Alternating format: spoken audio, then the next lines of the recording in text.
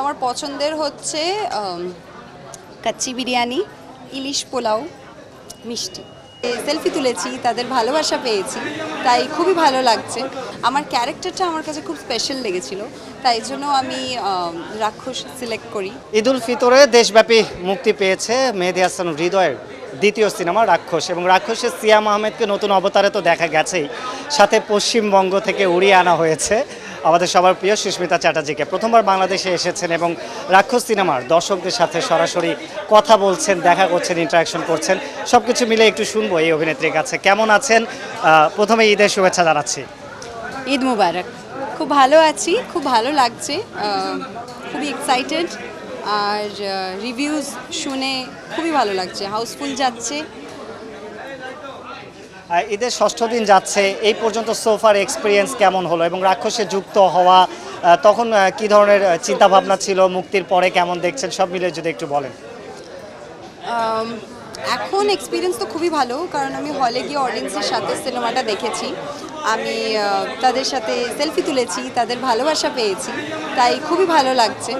আর শুরু থেকে তো রাক্ষস যখন আমার কাছে আমায় গল্পটা বলে হৃদয়, তখন আমার গল্পটা খুবই ভালো লেগেছিলো, এক্সাইটিং, ইন্টারেস্টিং লেগেছিলো। আমার ক্যারেক্টারটা আমার কাছে খুব স্পেশাল লেগেছিলো, তাই জন্য আমি রাক্ষস সিলেক্ট করি। তারপরে অফকোর্স মেহেদী হাসান হৃদয়ের ছবি, রিয়েল এনার্জি প্রোডাকশনের ছবি, সিয়াম আছে, তো আমার মনে হয়েছিল সব মিলিয়ে ইটস আ প্যাকেজ। তাই আমি এখন মনে হচ্ছে ডিসিশনটা একদম কারেক্ট ছিল। সিয়াম আহমেদের সাথে যদি একটু এক্সপিরিয়েন্স শেয়ার করেন, যে কেমন দেখলেন কো আর্টিস্ট হিসেবে একটু যদি। সিয়াম খুবই ভালো, he is a friend, he is helpful, he is supportive, he is nice. আমাকে ভীষণই হেল্প করেছে শুটিংয়ের সময়, আর আমরা খুব মিলেমিশে কাজটা করেছি।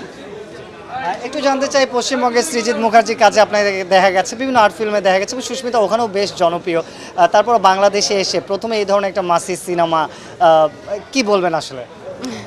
খুবই ভালো লাগছে, কারণ আমি ওখানেও কমার্শিয়াল সিনেমা করেছি, জিৎ স্যারের সাথে দুটো কমার্শিয়াল সিনেমা করেছি, বাকিগুলো সেমি কমার্শিয়াল করেছি, একটু আউট অফ দ্য ট্র্যাকও করেছি, যেটা আপনি বলছেন। কিন্তু এখানে এসে কমার্শিয়াল সিনেমা করতে দারুণ লাগছে, কারণ আমার নিজে পার্সোনালি কমার্শিয়াল ছবি খুব পছন্দ, গ্ল্যামারাস ছবি, কমার্শিয়াল ছবি ভীষণ পছন্দ। অ্যান্ড সেই গ্ল্যামারাস কমার্শিয়াল ছবির সাথে যখন আমি একটা সুন্দর কন্টেন্ট, সুন্দর গল্প জড়িয়ে আছে, তখন তো খুবই ভালো লাগছে। একটু বাংলাদেশ সম্পর্কে জানতে চাই, প্রথমবার বাংলাদেশে আসলেন, বাংলাদেশের মানুষের সাথে কেমন ইন্টারাকশন হলো, বাংলাদেশকে কেমন দেখলেন, এবং আমাদের দুই বঙ্গেরই ভাষাও যেহেতু এক এবং আমাদের কালচারের অনেকটাই সিমিলারিটি আছে, সব মিলিয়ে আসলে কেমন লাগলো সুস্মিতা? খুবই ভালো লাগছে। আমি ডে ওয়ান থেকে যখন থেকে এসেছি, আমার এন্টায়ার টিম আমাকে অনেক আদর, আপ্যায়ন, ভালোবাসা, আমার খুব টেক কেয়ার করেছে, অনেক খাবার দাবার খাইয়েছে, আদরে রেখেছে। তাই বাংলাদেশের মানুষ আমার খুব ভালো লেগেছে। এখন যখন অডিয়েন্সের ভালোবাসা পাচ্ছি, তখন তো আরও ভালো লাগছে। বাংলাদেশ থেকে এত ভালোবাসা নিয়ে আমি যাচ্ছি, আবার আমি আসবো, কারণ আমি সত্যি আরও অনেক কাজ করতে চাই। তাই এক্সপিরিয়েন্স খুবই ভালো, বাংলাদেশের মানুষ খুব প্রিয়, বাংলাদেশের খাবার খুব প্রিয়।